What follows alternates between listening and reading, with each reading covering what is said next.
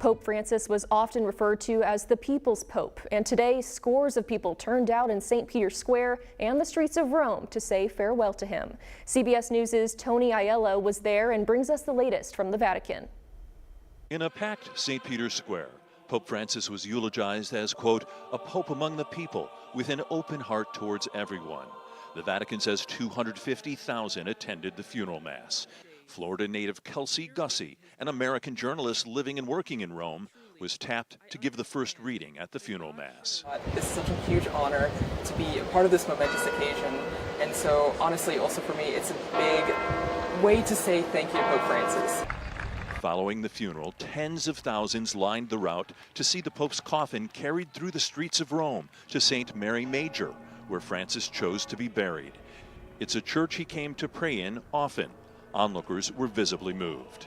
A momentous occasion, absolutely fabulous that I'm here, and one I can remember forever and ever, and I have goosebumps. You're crying a little bit. Yes, I'm crying. This triggers like a lot of emotion. What was your feeling when the coffin of the Pope came by? Thankfulness and a big blessing for the world. Among the world's estimated 1.4 billion Catholics, many gathered at all hours to watch the funeral broadcast live, including in the Pope's native Argentina, which Francis never visited as Pope, but he's still revered there.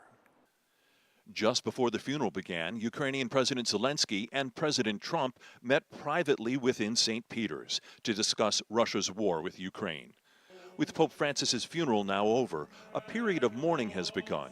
The conclave, in which eligible cardinals will gather in the Sistine Chapel to elect the next pope, is expected to begin as early as May 6th. Tony Aiello, CBS News, Rome.